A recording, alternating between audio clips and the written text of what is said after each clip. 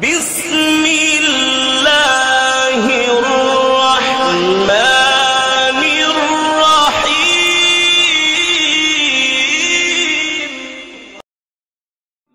اللہ تبارک و تعالی نے مال کے اوپر ایک فریضہ عائد فرمایا ہے زکوٰۃ کا، کہ اگر آدمی صاحب نصاب ہے تو اپنے مال کا 2.5% حصہ، 40واں حصہ وہ اپنے معاشرے کے غریب افراد میں خرچ کرے، ایسے افراد میں کہ جو تنگ دست ہیں، صاحب نصاب نہیں ہیں، ان کو 2.5% کا حساب سے دینا ہوگا۔ اور یہ فریضہ ایسا ہے کہ اس کے ایک ایک پائی کا حساب ہونا ہے، تم نے کتنا کمایا تھا اور کتنی زکوٰۃ ادا کی تھی، اس کے ایک ایک پائی کا حساب ہونا ہے۔ کیونکہ اکثر و بیشتر ہمارے معاشرے میں یہ ایک تو زکوٰۃ کی بہت زیادہ اہمیت نہیں ہے، بڑے بڑے مالدار لوگ، اول تو زکوٰۃ کی اہمیت کم ہے، اور اگر ہے تو ایک اندازے سے زکوٰۃ نکال دی، میں نے جتنا مناسب سمجھا اتنا نکال دیا، باقاعدہ حساب کر کے کہ میری کتنی آمدنی ہے، سال کے آخر میں میرے پاس کتنا بیلنس ہے، اور اس بیلنس کے اوپر میرے اوپر کتنی زکوٰۃ عائد ہوتی ہے۔ اس کو نہ کبھی سیکھنے کی کوشش کی، نہ سمجھنے کی کوشش کی کہ کیا طریقہ ہوتا ہے حساب لگانے، زکوٰۃ کا حساب کرنے کا، کس کس چیز پر زکوٰۃ ہوتی ہے، کس چیز پر زکوٰۃ نہیں ہوتی، اس کا علم بھی حاصل نہیں کیا۔ یہ کہ بس ایک سوچا بھائی اتنا نکال دیتا ہوں زکوٰۃ، تو اگر وہ زکوٰۃ پوری ادا نہیں ہوئی، جتنی بازی ہوئی تھی، جتنی فرض ہوئی تھی، تو یہ سوال ہوگا کہ جو اتنی کمی ہوئی وہ تم نے کہاں خرچ کی۔ زکوٰۃ کے مد میں کمی کر کے جو تم اپنا کھانا پکاؤ گے، لباس پہنو گے، وہ حرام ہوگا۔ یہ چیز ایسی ہے کہ جس سے بہت زیادہ غفلت ہے ہمارے معاشرے کے اندر، ایک اندازہ لگایا نکال دیا، لیکن اگر اس میں کسی کی زکوٰۃ رہ گئی تو اس زکوٰۃ کے جو پیسے زکوٰۃ کے تم نے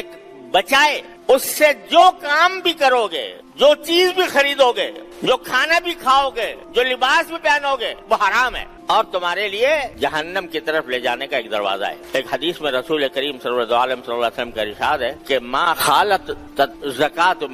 من مال اہلکتہ او کما قال صلی اللہ علیہ وسلم، کہ زکوٰۃ کا مال اگر کسی بھی مال کے اندر مل جائے تو وہ اس کو برباد کر ڈالتا ہے۔ کیا معنی؟ اس کے دو معنی ہیں۔ ایک معنی یہ ہے کہ آپ کو جتنی زکوٰۃ دینی تھی وہ نہیں دی، کم دی۔ فرض کرو کہ آپ نے جتنی زکوٰۃ دینی تھی اس میں سے 5% تم نے کم کر لی، کم دی۔ اب یہ 5% تمہارے دوسرے حلال مال میں مل گئے، تو یہ 5% زکوٰۃ کا مال جو تمہارے حلال مال کے اندر ملا، یہ اس باقی حلال مال کو بھی برباد کر دے گا۔ برباد کرنے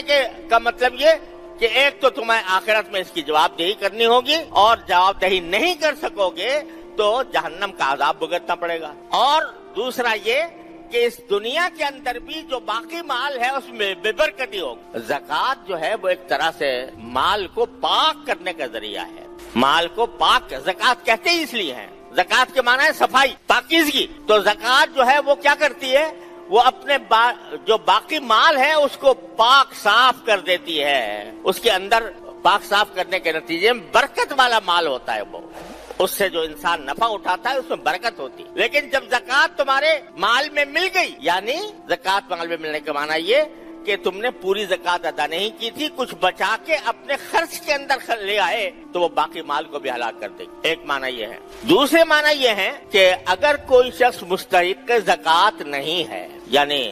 صاحب نصاب ہے، اس کے لیے زکوٰۃ لینا حلال نہیں ہے، زکوٰۃ لینا جائز نہیں ہے، اور وہ زکوٰۃ کا مال استعمال کر لے، کسی سے مانگے اور وہ اس کو دے دے یہ سمجھ کر کہ یہ صاحب نصاب نہیں ہے اور اس کو زکوٰۃ دینا جائز ہے،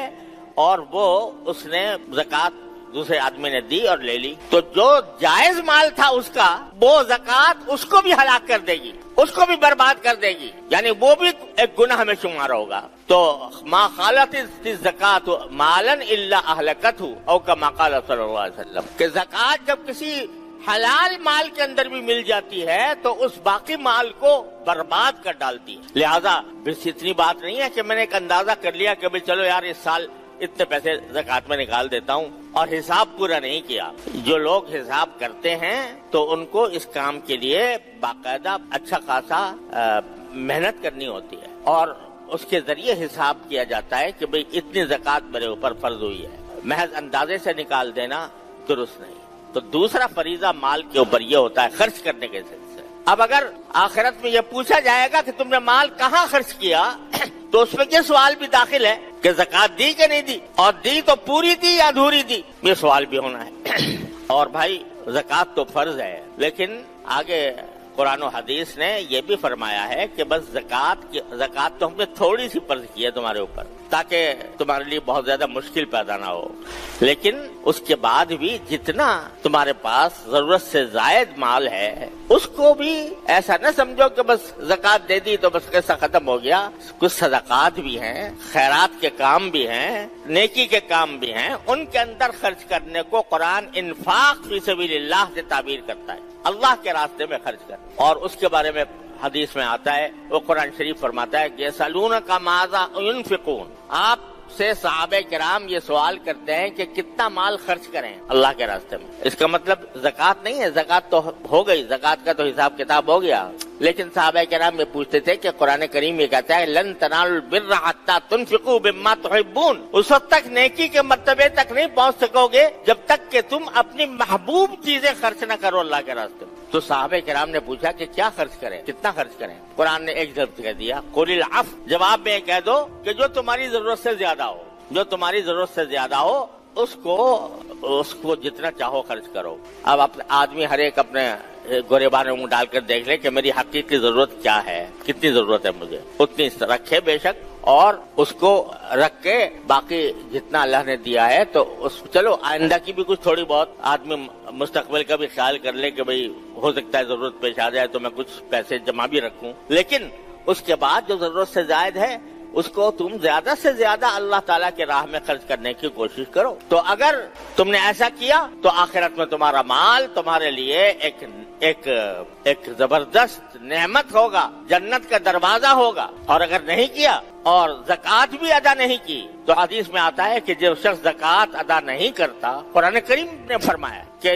سیطبقون ما بخلوا به یوم القیامہ, جس مال کو بخل کی وجہ سے انہوں نے خرچ نہیں کیا تھا زکات میں تو وہی مال ان کا توق بنا دیا جائے گا گلے کا قیامت کے دن. اور حدیث میں اس کی تشریح آئی ہے کہ وہ مال ایک سانپ کی شکل میں آئے گا جس کے 2 دھاریاں ہوں گی اس کے اوپر, اور وہ اس کے گلے کا توق بنے گا اور وہ اس کی باچھوں کے اوپر حملے کرے گا اور کہے گا میں ہوں تیرا مال, میں ہوں تیرا خزانہ جو تو نے جمع کر کے رکھا تھا.